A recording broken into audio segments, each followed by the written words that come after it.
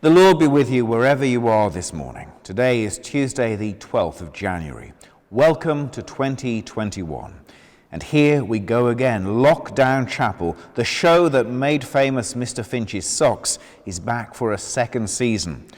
One fan of season one, a certain B. Johnson Esquire of Westminster, so loved Lockdown Chapel that he's personally arranged for us to have a second run. So, throughout this term, twice a week, the chaplaincy team will be keeping you on the straight and narrow. Dr. Samuel and I are the Joe Wicks of the spiritual world. So let's see if we can keep your souls in shape during this testing time. Today it is my pleasure to welcome the college head, Mrs. Huggett, as our speaker, and she'll be reflecting on the theme of hope. But first to the lectern is Brian. His is a reading which captures the wonderful themes of this season of Epiphany. God's glory, light, love and truth, shining on all the peoples of the world. Today's reading is taken from the prophet Isaiah. Arise, shine out, for your light has come. The glory of the Lord is rising upon you. Though night still covers the earth, and darkness the people, above you the Holy One arises, and above you God's glory appears. The nations will come to your light, and kings to your dawning brightness. Your gates will lie open continually, shut neither by day nor by night. The sound of violence shall be heard no longer in your land, or ruin and devastation within your borders. You will call your walls salvation, and your gates praise. No more will the sun give you daylight, nor moonlight shine upon you, but the Lord will be your everlasting light. Your God will be your splendor. For you shall be called the city of God, the dwelling of the Holy One of Israel. Thanks be to God. My theme for today is hope, even given the fact that, as John F. Kennedy said at his inauguration, the world is very different now. Next Wednesday, the 20th of January, is an important date. It marks the date of the inauguration of the new President of the United States of America, Joe Biden. It is also the date, 60 years ago, that John F. Kennedy was sworn in and spoke those words. Rarely would a quotation from a speech 60 years ago be as relevant in present-day terms than this. In 2009, when Barack Obama came to power, also on the 20th of January, things were very different to both 1961 and 2021. Three very different men, three very different Democrats, and of course three very different worlds greeted them on that first cold and frosty day in office. But for all, it was a new and exciting start. Yet no doubt that date marked the start of their greatest personal challenges. The challenge of leading your country in a time of crisis. For Kennedy, civil rights abuses, the Cold War, the start of the crisis that became Vietnam. For Obama, the country and the world was already facing a headlong dive into financial crisis and a war on terrorism. And for Biden, the nationwide and global COVID-19 crisis, and managing a country arguably more divided politically than it has ever been. These were just some of the problems waiting to be resolved on the resolute desk in the Oval Office. So there will be a lot of people this week and next who, like us, are worried about the challenges and uncertainty that lie ahead right now.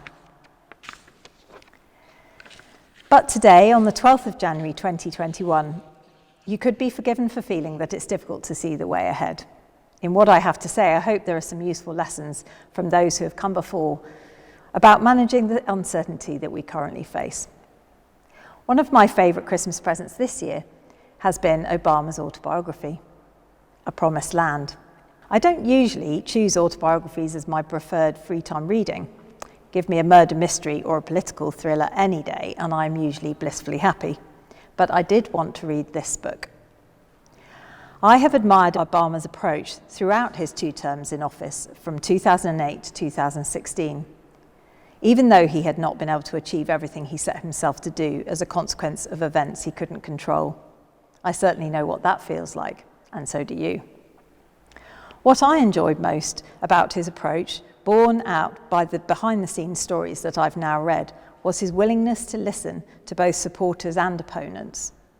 Listening to criticism is never easy, and he has made it a principle that he will not just hear one side of the argument through the many challenges he had.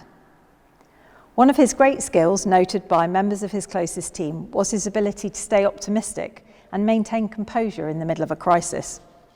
He said that he had trained himself over time to take the long view, to try to step back and think about what the long-term goal was, even when he was in the middle of something very intense. Another important thing he realised was that he had to be comfortable with himself and his own approach. He was, at the start, reminded that the presidency is like a new car. It starts depreciating or losing value the minute you get in and drive it away from the showroom. But in fact, the gravity of the situation that faced him when he took over as president meant he had to act cautiously. Obama said, "I wonder whether I should have been bolder in those early months. Someone with a more revolutionary soul might have believed that you have to break eggs to make an omelette. But in economic policy during the crash of 2008-9, I wasn't willing to take those risks. I realised and came to terms with my political character. I was a reformer, not a revolutionary, conservative in temperament, if not in vision. Whether that demonstrated wisdom or weakness would be for others to judge." In the end of the day, he was the president, a job that he had applied for and that he had to make the most of it, despite the many ups and downs that it brought. He said, "I spent 8 years in that one room, the Oval Office, grimly listening to intelligence reports, hosting heads of state, cajoling members of Congress, jousting with allies and adversaries, and posing for pictures with literally thousands of visitors. I laughed, cursed, and more than once fought back the tears. I grew comfortable enough to steal a nap on the couch, and sometimes I would also fantasize about walking out of the east door and down the driveway, past the guardhouse and the wrought iron gates, to lose myself in crowded streets and re-enter the life that I had once known." He clearly felt a sense of desperation at times. He couldn't complete the task and felt like giving up. We can all feel like that at times, but he never did. He could not achieve anything alone, however, and he leant heavily on those around him, his friends, and most particularly his family, his wife Michelle, his children Malia and Sasha, and his family dog Bo, who was someone once described as the only reliable friend a politician can have in Washington. In this new world we now inhabit, with all the uncertainty and disappointment that we have to face, what can we learn from all of this? A few things come to mind. We can stay optimistic. We can listen to feedback, good and bad, and learn from it. We can stand back from a problem and look at what our long-term aim is, and then see if we can take another approach. We can try to accept and be comfortable about our own strengths and weaknesses. And more importantly, we can lean on those around us. That's our team, our teachers, our tutors, our husbands, our family, and our friends. And we can and must be willing to have others lean on us too. To finish, I would like to read the prayer that was delivered at Obama's inauguration by his friend and civil rights leader, Reverend Joseph Lowery. "We go now to walk together as children, pledging that we won't get weary in these difficult days ahead. We know you, Lord, will not leave us alone. With your hands of power and your heart of love, help us now to work for that day when nation shall not lift up sword against nation, when tanks will be beaten into tractors, when every man and every woman shall sit under his or her own vine or fig tree, and none shall be afraid, when justice will roll down like waters and righteousness as a mighty stream." Amen.